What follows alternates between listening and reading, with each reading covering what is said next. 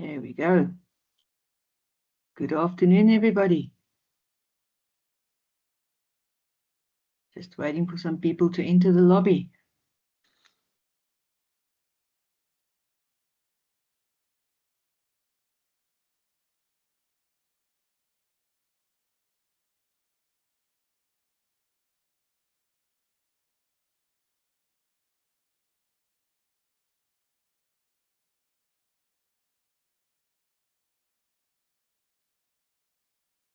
Great stuff.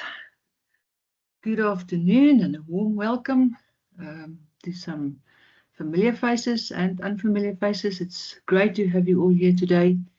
It's a very, very exciting topic that we are going to cover. I'm Brenda Nell. I'm heading up the Blue Turtle TechFin practice, where we specialize in software, hardware, and cloud asset management solutions and value outcomes that we drive. Blue Turtle as a company in South Africa needs very little introduction. We are, however, a leading enterprise technology company, strongly believing in strong relationships and good partnerships with you, our client, of whom we have some present here today. Welcome to you. We also deliver in that vein very unique services like the TechFin Velocity service. We also believe in very, very strong partnerships with leading technology service providers. Flexera, CrowdStrike, BMC, Snow needs no introduction, but the newest introduction that you will get today, why you are here today, is with to Livingstone Technologies. Livingstone Technologies, to some people, don't need any introduction. However, they are a leading and independent global provider of software and cloud asset management and optimization services. It's a big word, but believe you me, they can deliver on all of that. Why would Blue Turtle partner with Livingstone Technologies? Well, it is to bring world-class Gartner first quadrant expertise and specialized services to the doorstep of South Africa in the current economic climate, and where we sometimes drown in potholes, a service very, very sorely needed. You will really enjoy what Livingstone has to offer. I'm not going to spend much more time talking. There's a section for Q&A. Absolutely make use of this opportunity to ask as many questions as possible. I'm going to hand over to Gareth Redshaw, who's the Executive Director of Negotiation and Optimization, and he will drive you through this exciting hour that lies ahead. So yes, Gareth, all over to you, and thank you very much for joining us. Yeah, thank you, Brenda. Thanks for the wonderful introduction there. And we certainly appreciate the opportunity to share the Livingstone business with the Blue Turtle customers as well. So thank you very much, everybody, for joining us today. So hopefully everyone can see my screen. If not, raise an issue in the chat and we can get that reset. But by the fact I've got a few people looking like they can see my screen, I'm feeling reasonably confident that we're there. So by way of introduction, there's a terrible picture of myself on the screen there. So I'm Livingstone's Executive Director responsible for our business strategy and our commercial service offerings. Just to put this into context, my team's experience would typically be either ex-vendor or ex-reseller, and we've got the experience of working at one side of the negotiation table and we're now at the other side, which helps customers like yourselves to navigate, plan for, and really use the knowledge and experience of our team independently through a contract negotiation with vendors like Microsoft, Oracle, IBM, SAP, Salesforce, amongst others. And it's wonderful for us to share with you today some of the sort of insights that we've got available as well. We've got, in terms of the content today, we've got this broken down into 5 different sections. The first one we've got, which is where we're kind of part way into now, which is the welcome and introductions. I will give you a little bit more of a overview of the Livingstone business at the beginning of this for those that are not familiar. But I'll try to keep that relatively light because I'm sure you don't want to be here for a sales pitch today, so we'll do our best not to do that. We'll give you a bit of a state of the nation update of what's going on in the market at the moment. We'll share with you some thought leadership concepts that we share with people like Gartner about our opinions of what's going on in the market, but it's also our first-hand experience of what's going on as well. So we'll share with you some Microsoft news and what's going on with Microsoft specifically. For those that are not familiar, we'll bring that fully up to date as to what's going on there. But it's the biggest shift that I've seen, at least in the last 20 years. So we have got a bit of a focus on the Microsoft piece today and how we can actually use the sort of knowledge and experience of people like a Livingstone business. But equally, if you don't want to do it with us, you can take something away from today as to how to best execute against your next negotiation with vendors like Microsoft as well. And of course, we've got the Q&A at the end. So just to bring you up to speed with Livingstone, we've kind of tried to keep this as pretty much the fast facts on the page. A couple of concepts that we work around. One of them is our independence and impartiality. As an organisation, we're a purely services business. We're not here to sell licenses. We're not here to do anything other than sit with you shoulder to shoulder in terms of understanding what it is that you're doing, the direction of travel that you're taking, and using that trusted partnership between us to help plan for how we're going to help you with your contract. So we're completely independent in the way we operate. We do offer the principles around self-funding. We can talk to you about more detail about what that actually means, but we always want to earn a seat at the table with our customers before asking them to sort of invest in a major service, and that really allows us to sort of build that relationship with you from a very low funding point at the beginning of the cycle as well. It would be pretty bad of me not to mention the Gartner Magic Quadrant you can see on the screen. We're very proud of the Gartner Magic Quadrant. The reason Livingstone's so proud of this Magic Quadrant is not just because we're in the leader space, but it's because of where we sit on that ability to execute axis. So for those that maybe not as close to a quadrant, there's two axes that we get measured against. One of them is our completeness of vision, which is about articulating the direction of travel of the whole industry, the standards and that sort of thing.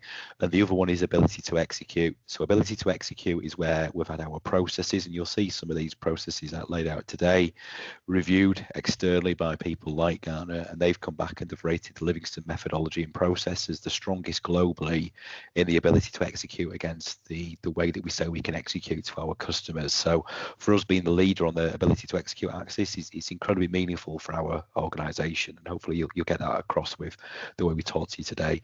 We're going to have a bit of a leaning on the Microsoft side of things just because of how that market is right now, but please bear in mind that everything that I'm talking to you about today is not exclusively Microsoft. We've got some excellent people within our organization that can do Salesforce, IBM, Oracle, SAP, all the vendors you've got on the right hand side of the screen. So please do, if you like what we talk about conceptually, you want to talk to us about that, reach out to the Blue Turtle team, and they'll be more than happy to get you connected up with the SMEs in these subject matter areas. That was the welcome to the business bit out of the way. So let's start sharing with you a bit more insights now, which is probably why you're really here. So in terms of what's going on in the market right now, you can probably just make out behind the image there that it's designed to look like a very turbulent perfect storm, and that's really because that's what the position is that we're in right now. It's the perfect storm of conditions to sort of suit the vendors to a certain degree. When we think about what's going on in the market at the moment, we've got geopolitical, macroeconomic conditions that are all going on at the moment. We don't want to get into politics too much, but it really is changing the way that pricing metrics can work, the way that value and impact is realized and measured across organization, but also in the way that we actually invest in actually going to market with these individual vendors that you're working with as well. You tie that together in terms of technology and vendors and what they're doing at the moment.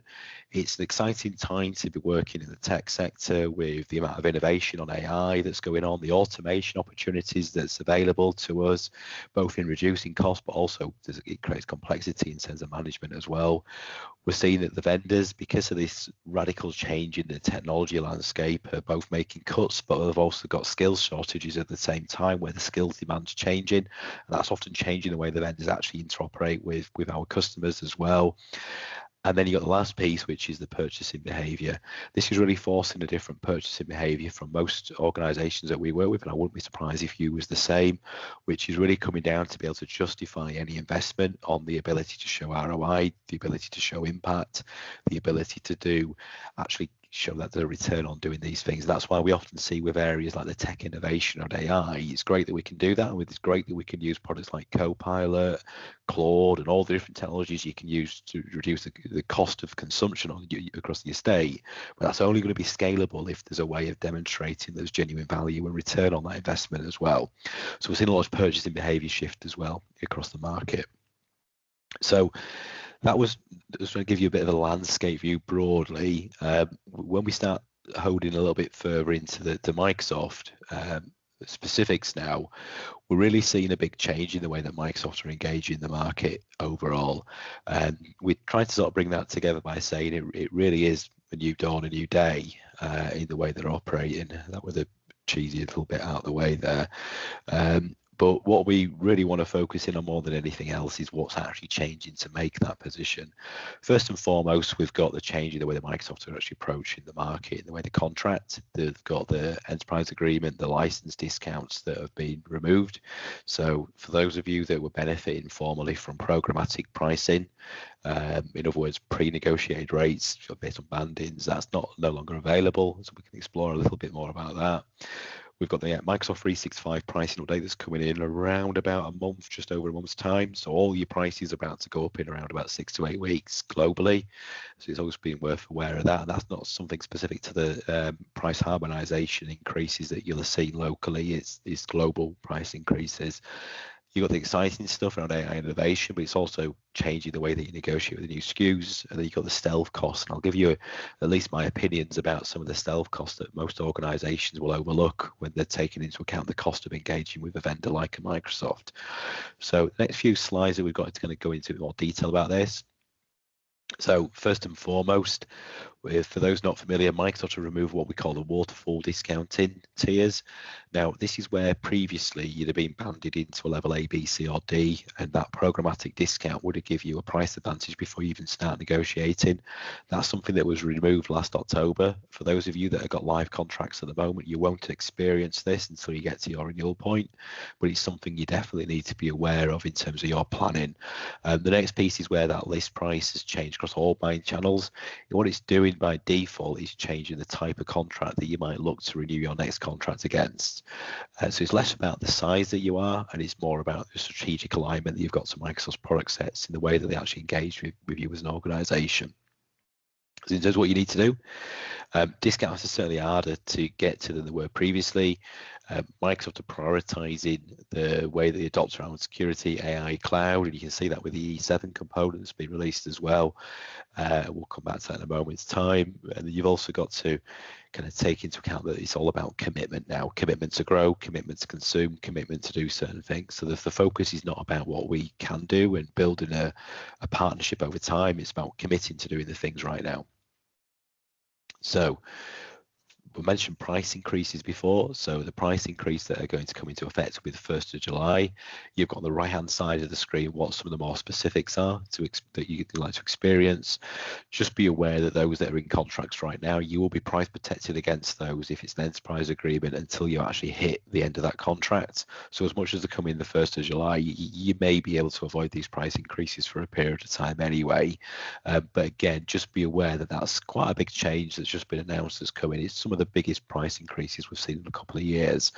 I'm sure there's no coincidence that that was announced prior to the E7 announcement to make it certainly feel a little bit more compelling to go towards that next plan. So in terms of what you need to do, we'd also recommend that you think about the suites that you're using today and the base subscriptions that you've got. Are they relevant? Are they the right things for you? If you had a great discount previously, maybe the new optic changes, whether they're suitable for you or not, there's maybe opportunity to optimize and reduce cost. Think about the sprawl. You often start these contracts relatively light with some of the premium features, and over time they increase consumption. And also think about areas like Azure as well. For most organizations now, Azure has often been a secondary part of a negotiation, whereas these days you might actually be spending more on the Azure spend than you do on your EUC spend. So maybe be aware of that optic, because it kind of changes the way you'd approach that negotiation.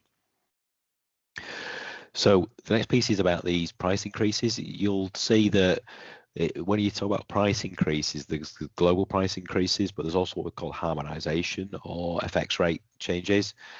These are different. These change every 6 months now. They used to change every year, and then all of a sudden the US dollar was not the cheapest currency. Microsoft changed the policy to say that whenever the US dollar isn't the cheapest currency, I'm paraphrasing by the way, that what they're actually going to do is increase the price to make sure it's always the case. That's generally how it works. That's not officially how it works, but that's how it works when it comes to pricing. So just be aware of that. In terms of what you need to do, really take a look at benchmarking against what your own organization is paying today. You've got a lot of price increases that I've just touched on. You've got the product price increases, you've got the currency price increases. You really need to remove the optic to, if we're paying today $10 for a license, what's the reasonable price for us to pay for that same license tomorrow? Try not to get caught up in everything that I've just talked about, and kind of accepting that Microsoft's price positions change, therefore we need to negotiate against a new rate. Your negotiation needs to be against your exit rate, not the new rates. And that's what we're really referring to about benchmarking any offers against what you pay today, rather than the way that Microsoft want you to look at a contract. So factor all these areas in when you come to budget, but when you come to negotiate, you want to really focus in against what you're actually paying today. The next area is AI and innovation. So the E7 suite is a product that's been released very recently, to such an extent that it's not technically available for a couple more weeks, although we have completed some negotiations already for E7 with some of the larger customers. It's something that's technically not available yet, but it's kind of hot off the news talking about this today because it's not out yet. In terms of what E7 brings, it really pulls together Copilot. It brings together the Agent 365 components and the Entra components that you get to help manage and secure your consumption of the AI technologies. That's what it's designed to do. Most organizations are not ready for E7 today because Agent 365 has only just been released. It's designed to handle agent sprawl, and to have agent sprawl, you're going to have a lot of agents, and most people are not using that many agents, have a problem yet. So it's kind of something ready for later. However, it doesn't mean it's something that you should be disregarding when it comes to renewal. We're seeing that the way these contracts are being negotiated for E7 at the moment is more focused on the E5 plus Copilot, and if the justification's there, it's valid for a negotiation in terms of price positioning, long-term price sensing, all the other advantages you can aim towards as well. But it very much is a new product that's come out to market. In terms of all the facts, because it's so new, there's still things that we're learning. But equally, it's something that's come out to market today. So be aware that the new SKU exists. What does it mean though? What it really means is that where E5 previously would have been the high end, the top offering that you could get negotiation against, it's now moving E5 towards very much arguably a commodity spend now compared to where it was before the release of E7. E7 is new, it's exciting, it's the one that Microsoft are going to want to sell. So it does change the narrative and the ability to execute against the negotiation. So obviously be aware of that because it may change the way that your expectations can be achieved on the negotiation cycle. So AI is something that is becoming a permanent feature for most organizations. Make sure you don't get swallowed into the negotiation of E7's great, therefore we need to do it. Focus on if you've got governance against the components, against the features, and you've got a genuine need for that. And if it is valid and it is something that you're going to utilize, it can also be an excellent negotiation lever for you to play in that negotiation cycle with the vendor as well. But don't get swallowed into the hype and assume that because it's new, it's exciting, you need to do it. Validate your business case justifies it first.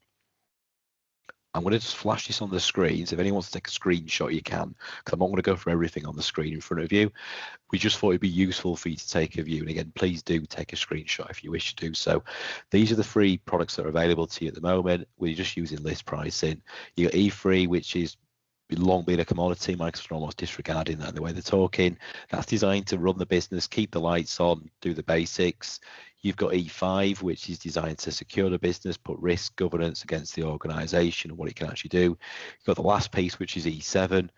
E7 really is something that's more about bringing the AI, the enablement, the automation, and allowing you to transform the organization in terms of operational efficiency and alignment as well. I'm not going to go through everything on the screen, but I have got notes towards the bottom of the tables that explain what the value is to you and what the value is to Microsoft. So also, don't lose sight of that. And again, I'm not going to spend too much time on that slide, which is why I emphasize the ability to screenshot. The last piece I want to bring up is tech capacity drag, it's often overlooked. This is a little bit like fiscal drag, where you don't see that areas like tax increase, things are being applied appropriately with the rate of the economy and inflationary growth. It's the same with tech capacity drag. So for me, tech capacity drag is a term that I'm using. I'm trying to get everyone to use it because I think it makes sense. But what I'm really trying to emphasize here is that as Microsoft have released new technologies that are actually using data consumption storage capacity within your organization, they've not actually updated the amount of storage you get by default for each of your user allocations. So what's happening is most organizations that are embracing Teams recording meetings, like I'm sure we are today, that creates quite a high demand of storage across your organization. That those products that are creating that demand didn't exist when the storage allocations were produced. So most organizations are dragged into actually paying for storage on top of the baseline license cost. So you've got this stealth cost that's hitting you.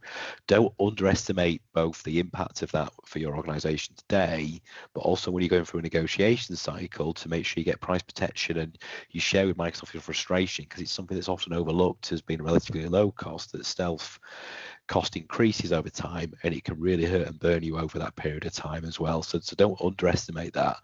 The other one is the Azure spend. I mentioned it before, actually. As you do more and more in terms of consumption and usage, your organic growth of Azure will just naturally increase, not just storage, but everything, because there's compute capacity. Don't overlook the size of that. And there's always a great thing you can do in Azure, which is optimization. You can approach this from a FinOps optimization perspective at any point in time. You don't have to wait for a renewal point, and there's always opportunities to reduce cost and save. So never miss the opportunity to do an Azure cost optimization, because you'll always find savings at any point in the contract cycle. And again, don't wait for renewal. And the last one is unified support. It's graduated pricing. So as you grow your consumption of Microsoft, your unified support costs can go up. If you don't adequately negotiate years 2 and 3 on a 3-year unified contract, you can really find that your budget is blown in that 2nd and 3rd year, and there's nothing you can do about it. So be very aware that the way pricing works for Unified is a percentage of your overall spend. So it really catches customers out when they come to years 2 and 3 of a 3-year contract where the bills are really high. So just make sure you're aware of that and you're building protections when you think about negotiation strategy as well. So going back to the key points to take away, think about your TCV, think about the total cost of the whole contract, not just the individual things that you negotiate on individual contract types. Think about your growth forecast, especially with areas like unified support and Azure as well, and focus on what your real cost is as you look towards your contract as well. So how do we rebalance the power with a vendor like Microsoft? Some people say with great difficulty, but we do every day. So for me, it's quite straightforward. So I'm going to share with you what that means. So for us, I think the first place that we always recommend starting is not necessarily on the contract negotiating, but we actually suggest you put the emphasis and the focus instead against what it is that's changed, so you understand what's changed. Because most people look at the new contract price that's been offered and miss the journey that they've gone through to get there. And some of it is because customers have actually changed more than the vendor. But that's not often the case at the moment, though. So the first one we look towards is the vendor price increases. So always take a view that says what's actually changed. We mentioned before about 4 or 5 different price increases that you'd be hit with. Break it down even further and work out how much of this is programmatic pricing, how much of this is because you've got unit level price increases, and assess the value that you're actually gaining compared to the prior pricing, and even discount erosion as well. Next, it may be that you've changed. So take a moment to understand if you've grown. Maybe you've got more licenses, you've maybe grown more technology, you've maybe got an uplift in Copilot consumption, which is giving you more negotiation power by the organic growth over the contract life cycle. So it's really important to understand that ahead of even thinking about a new contract as well. So really identify how you've changed in the way that you operate and how you intend to operate as well. And we don't really mention it too clearly on this slide, but one of the areas that we often focus in on is not try to optimize against your current estate. We always want to do that without a doubt, but most people forget to optimize against their future state. And what we really mean by that is if you're aware of what your 3-year strategy is and you're negotiating a 3-year contract, you're going to be in a much stronger position doing that than trying to put the emphasis against what it is that you're doing today and assuming that you're not going to change, because that doesn't work with a Microsoft contract. So be aware of your direction of travel as well. The next area is what we do about this. And we always want to optimize the bill of materials without a doubt. And again, that optimization is not just against the today, but against the future bill of materials as well. we always want to look towards demand reductions. We always want to look towards better license metrics, without a doubt, but we also want to challenge in terms of reducing your BOM through ways of working, different consumption models, thinking about the various different ways that you can be just leaner in terms of your way of working and operating models that you've got.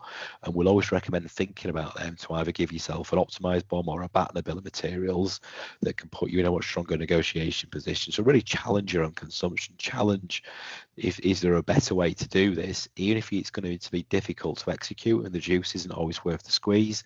Challenge what you could do, because that's always going to help you when it comes to that next phase. And the next phase is going to be actually to implementation of negotiation.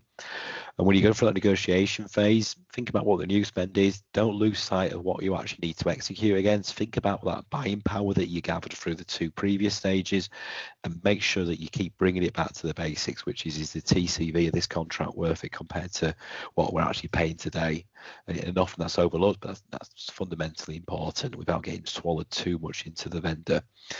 Anything you do in terms of decision making needs to be intentional, and any intentional decision to de-optimize because the juice isn't worth the squeeze needs to be on your terms as well. But understanding the process before you get there is going to allow you to make those informed business decisions.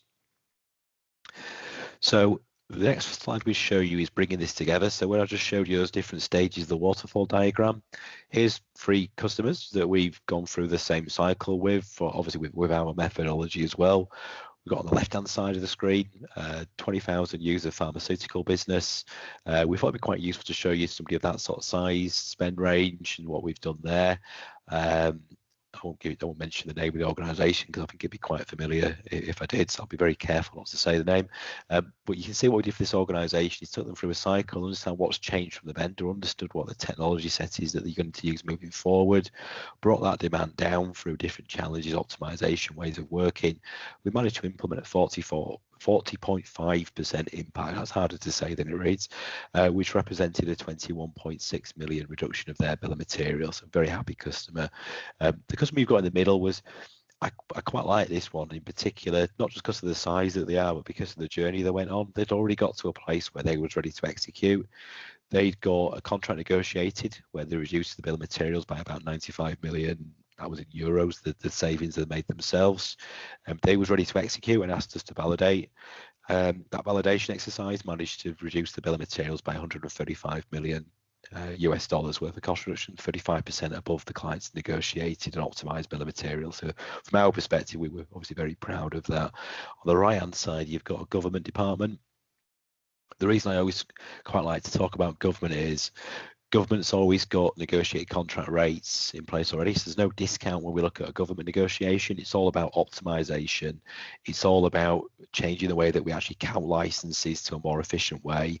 So it's all about doing things differently and more efficiently, and it's not about discounting. We managed to make the impact. The other point I'll make is we've just got these examples because they're relatively nice to talk about with the size.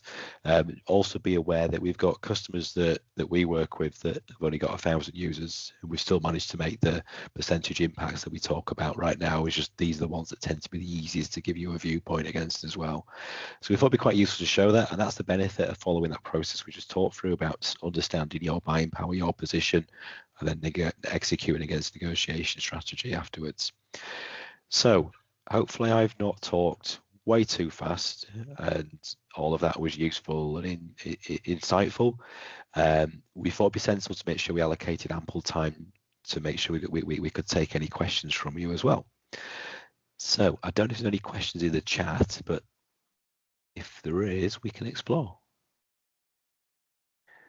And I've not got that open, and I've got the circle open up trying to see if there's any questions come in. Go for it, Brenda. Okay. I've got a question for you, Gareth. At what point would it be a good time to engage with Livingstone, let's say with a Microsoft agreement? Is it at true up time or is it at renewal time? Oh, it's a good question, and I want to give you lots of answers to that question. So, yes, please do so. yeah. And the reason is it's going to be a different answer to everybody that's on the call, because it's going to come down to the size organisation we're representing. So let's start at the lower end first. So if you've got an organisation size that is relatively straightforward, single tenant structure, you've got between 1,000 and 15,000, maybe 10,000 users across the organisation, you really want to be engaging us around about 6 months before renewal to make sure we can get the bill of materials in a good place. 6 to 9 months, I would probably say, just to sort of make sure we've got enough time to make sure that if we've got any delays, we can handle delays. But sort of 6 to 9 months, I would say, is the optimum window to work within. And the reason I said I'm going to give you a couple of different answers. If you're an organisation like some of the bigger ones that we showed on the previous slide, most of these organisations would aim towards up to about an 18-month window. So if you've got, I don't think there would be many on the call that are, but we've got customers that have got, say, 150, 350,000 users is another one working at the moment, actually. With somebody of that size, you tend to have multiple subsidiary businesses that have all got their own individual requirements. They've got different tenant structures as well. If that sounds like any of you, where you've got different tenant structures and subsidiary businesses, you want to be giving yourself a little bit longer to prepare, especially if you've got multi-geographies as well that you're looking to get data points from and execute against, up to 18 months. So you'll be somewhere within that range, depending on the size and complexity that you've got. But don't think 18 months if you're relatively straightforward in terms of your business structure. We can do it in a far shorter window. Hopefully that answers the question. Yes, thank you very much for that one. Excellent. Is there any other questions we've got coming in?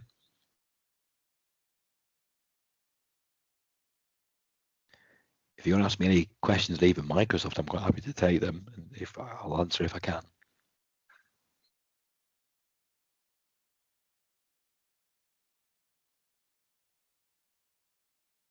Okay. So maybe I should just ask another question. Does it make sense? And I suppose it's also a multifaceted answer. Does it make sense to standardize on E3, E5, E7, or does it make more sense to have a combination of the SKUs or packages available?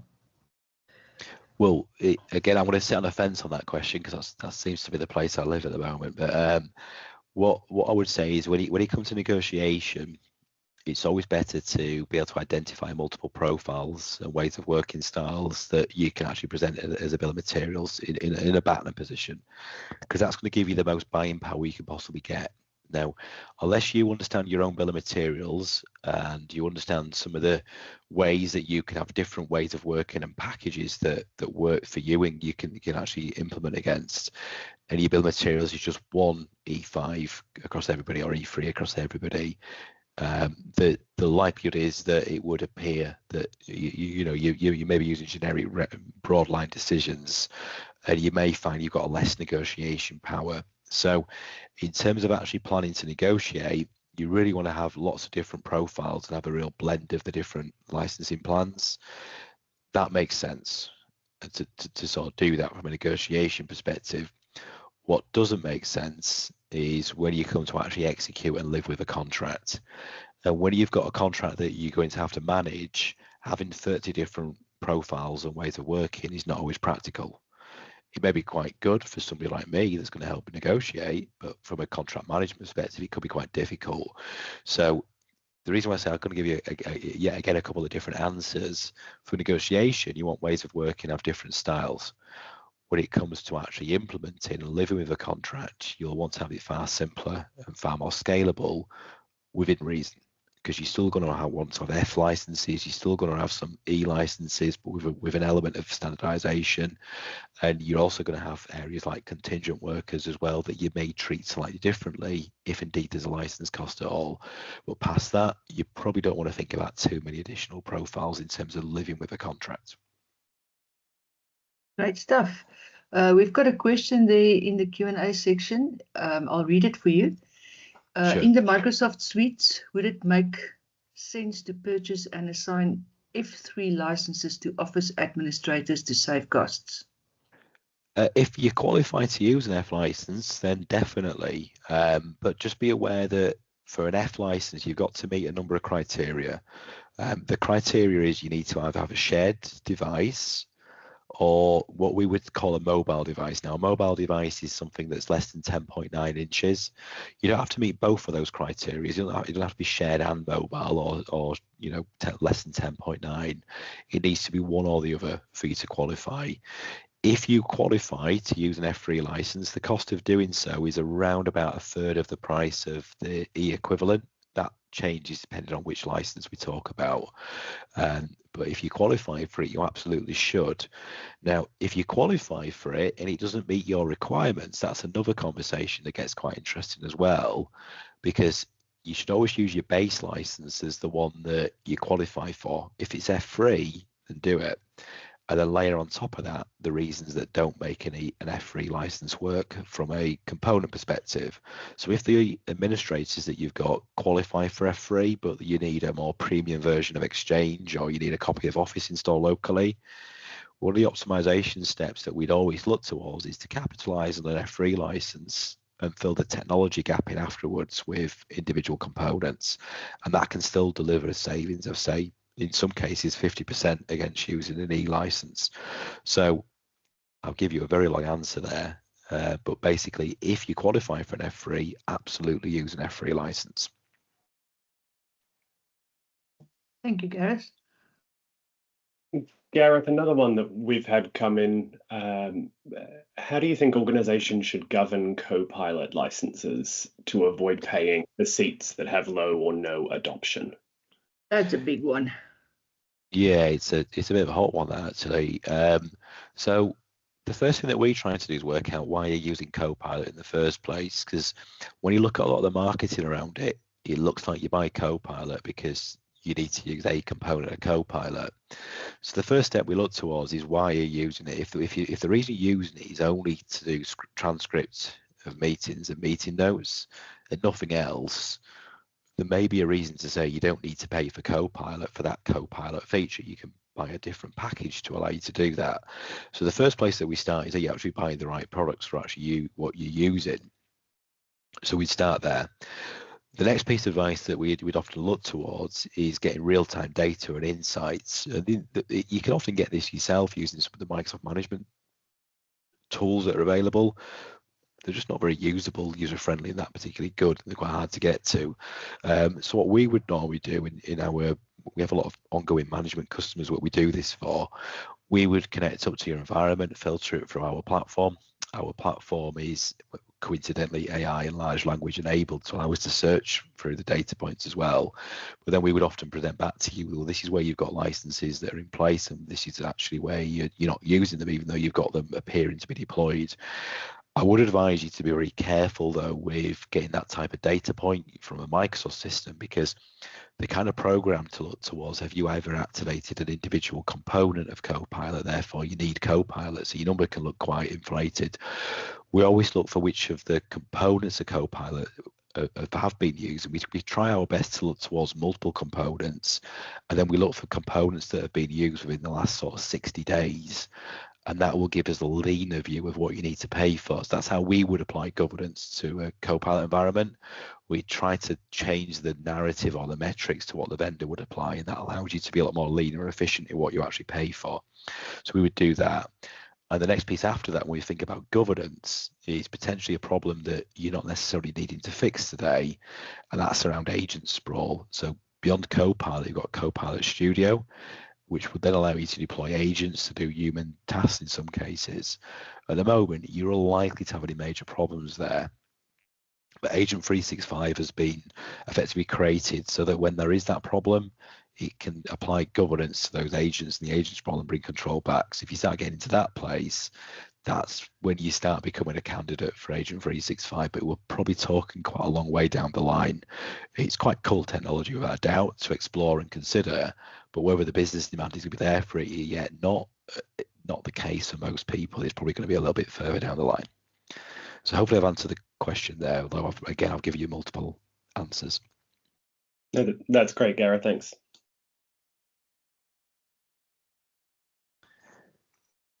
Excellent. Is there any other questions coming from anywhere else? I'll try and do a refresh on the Q&A.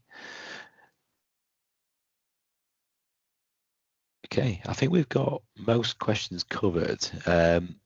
In which case, I'm going to suggest we draw this towards the end. We have got a little bit of a, I can click forward. I should have clicked on that slide a while ago so you had more time to take notes. Please reach out to us with any questions. If you want any one-to-one follow-ups to look at your estate, please reach out to marketing at Blue Turtle. The email address is at the bottom of the page, and reach out to the team at Blue Turtle to schedule a follow-up, and one of us will be able to we'll make ourselves available to talk to you about doing that.